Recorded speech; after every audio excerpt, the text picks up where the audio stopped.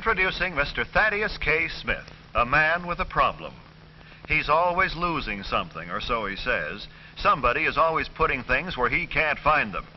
Why, right this morning, he put an important contract on his desk, along with his hat, his wife's unpaid bills, some new shoelaces, and the morning paper. Why isn't that contract there, he wants to know. Or maybe it is. Look again.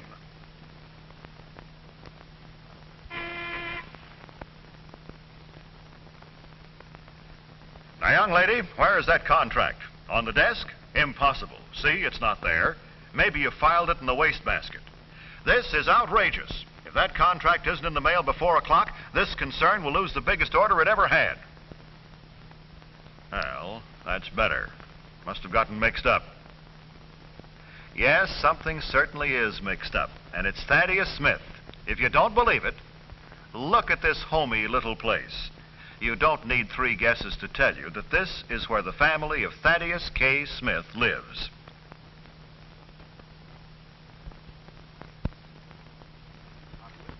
An attempt to negotiate an out-of-court settlement of legal difficulties between the couple. The weather forecast for Los Angeles and vicinity: scattered high cloudiness today, tonight, and Thursday, with early morning fog near the coast. Slightly warmer today with a high near 80. And that is the news till now. I'll return at 6 o'clock this evening.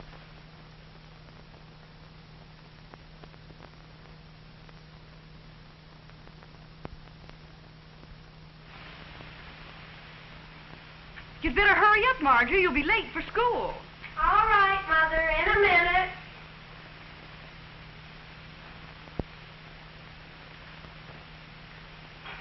Mary! Mary! Where on earth is my gray suit? Your gray suit? Isn't it at the cleaner's? I thought you took it there yourself. Certainly I took it there myself, but that was last week. You mean to tell me no one's gone to get it for me? Oh, well, I'll wear my brown one. Mother, have you seen my sweater? It's right there on that chair. Where? Well, right here. Will you hand it to me? Oh, for heaven's sakes, take it. Thank you. Hey, Mom, I can't find my hair oil. Have you seen it? What did you say? Hair oil. I can't find it. It was on the top of your bureau yesterday. Isn't it there now? No, and I wish people had stopped. Oh, never mind. I found it.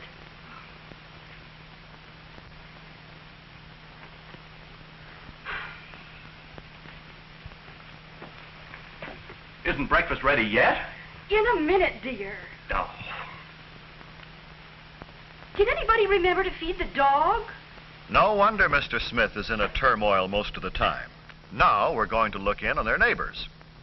You see, this is a real home, belonging to the entire family, where every member has a pride of ownership. Good morning. My, but this is a welcome relief. This young lady is getting ready for school, too, but she has her day well planned. She arises in time to straighten up her room, hang up her clothes, and be at breakfast on schedule. Taking care of her room is one of her obligations in this household.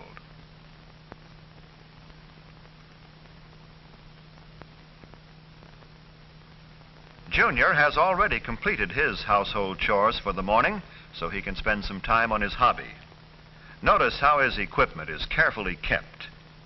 He won't be searching for a lost spool or hook. There are strict orders in this house for no one to touch this desk, and those orders are respected by all.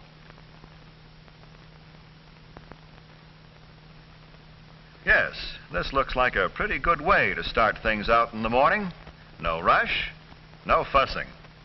Every member of the family has fulfilled his or her obligations, and each one will go out to the day's work better able to cope with its problems.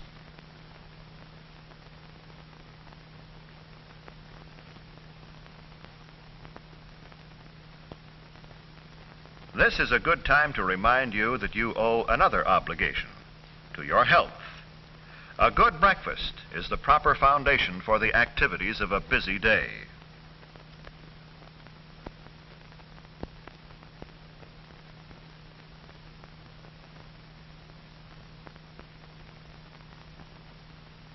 And there's no worry about lunch either. Sis takes care of that department, making the lunches the night before. It gives her a chance to practice some of the ideas she gets in her homemaking classes. Yes, they're on their way with a good breakfast and, what's more important, a good disposition.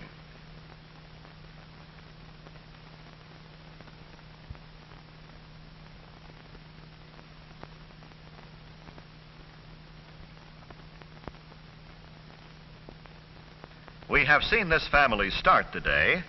Now let's see what happens after school.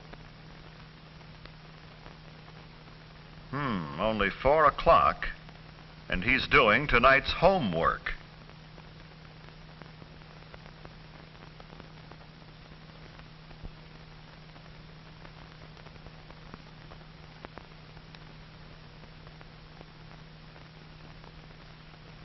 What's wrong with these two anyway? Do they have to study all afternoon and evening?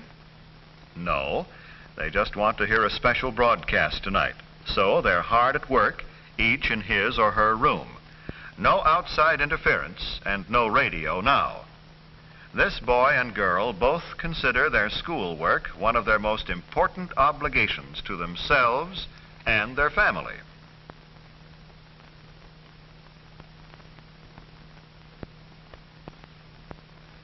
Now that their homework is finished and the dinner dishes put away, this boy and girl have ample time to enjoy their favorite programs. Let me repeat, they are enjoying the program. Mother and father are enjoying a bridge game with some friends. One of the principal rules in this house is that a radio or phonograph is heard only in the room in which it is played, so that only those who wish to listen may do so.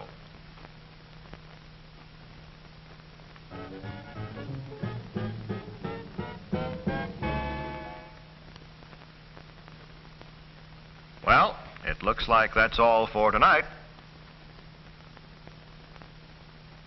Forget something? But it's not all for Sis. She's appointed herself chairman of the refreshment committee. This is Mother's and Father's night, and Daughter wants to help them enjoy it. Also, Daughter feels it is one of her obligations to be gracious to her parents' friends.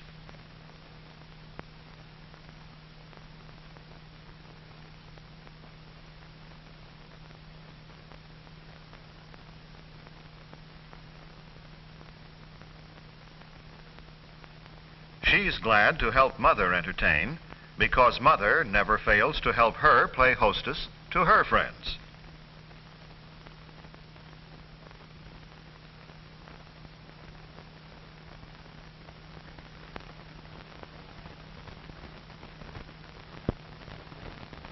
This is another of Brother's obligations and pleasures. He takes pride in keeping the car clean and shining, and in return, he gets to use it for certain occasions. This is a family car in every sense of the word, so the men of the family do their best to keep it looking like new. And the women of the family don't shirk their cleaning tasks either.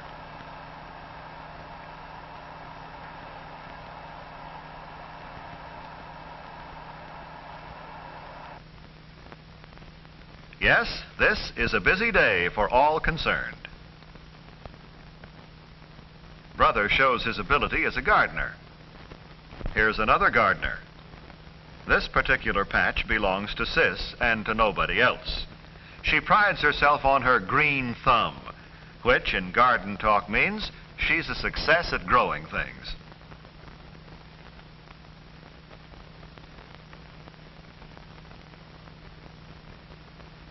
It looks like everything is ready for the weekend. Since these young people have shared in the work and responsibilities of the house, they can also share in the pleasures of entertaining their friends. Say, that's a shame. And she's late for a tennis date, too. How about it, brother? Will you lend her your racket? You will? That's the kind of a brother to have.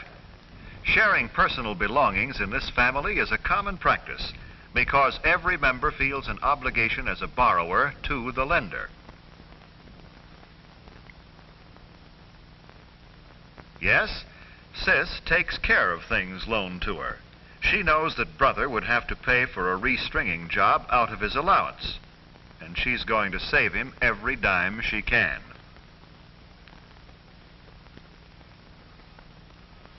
And speaking of money, this family has worked out a program that should please any boy and girl, and at the same time make better citizens out of them. The share of family money given to each one for personal use is divided into 3 parts. Some to save for saving's sake, and there is a steady record of deposits. Some to save for something they want, a new sweater for her wardrobe, perhaps.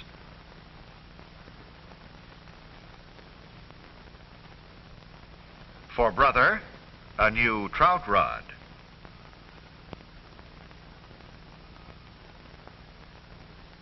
Then there is some left to spend for amusement, the usual sodas and cokes and picture shows.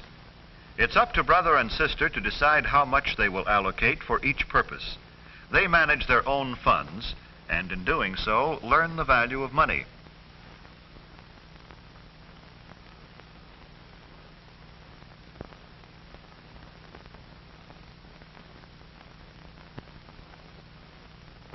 In this family, the members have learned to live with each other by understanding their obligations and fulfilling them.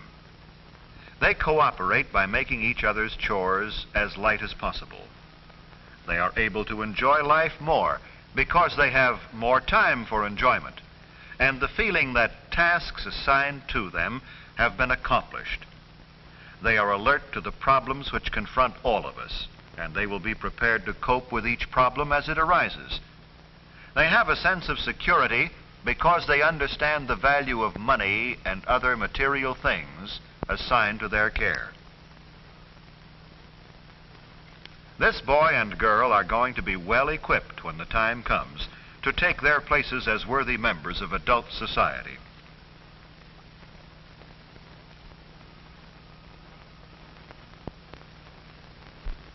How about going back over what we've seen? Our goal is, obviously, to avoid becoming another case like Mr. Smith, a man whose present sad condition could have been avoided if he had learned when young how to organize his life, how to handle his obligations.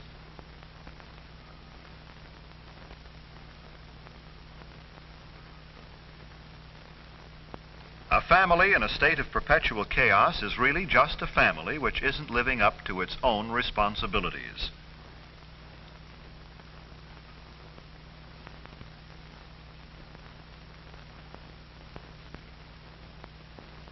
What you can do to avoid turning out to be like the Smiths is not so hard. Learn to take care of your own possessions.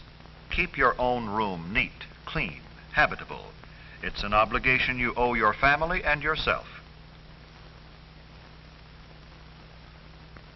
Learn to get up in the morning early enough to have a pleasant, satisfactory meal before the day begins. So you'll start off in good health and good spirits. And while we're at it, we may as well remind you that you'll live most of your life to some sort of a schedule. If you learn to keep that schedule so that it doesn't get ahead of you, you won't mind living by the clock.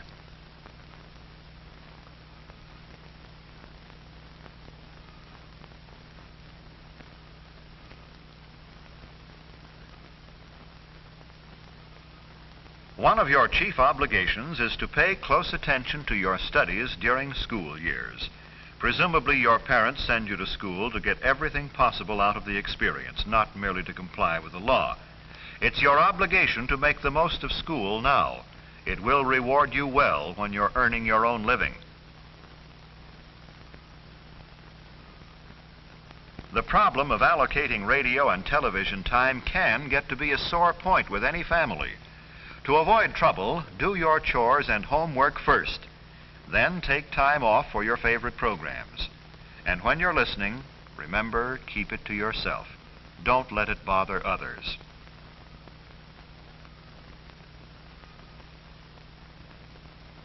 When Mother and Dad entertain, remember that you share the role of host. It's your home, too. And they want you to be part of the pride they feel in it. Meet their guests graciously.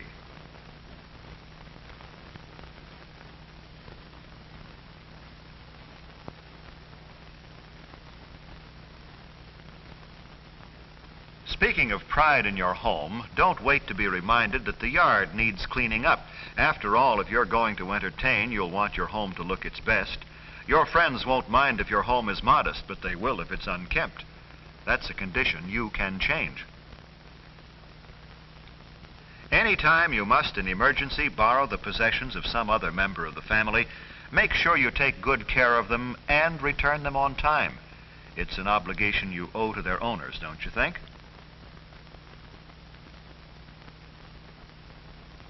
One of your principal obligations is to systematize your saving so that when you see something you really need or very much want, you won't have to beg Dad for it or borrow on next week's allowance.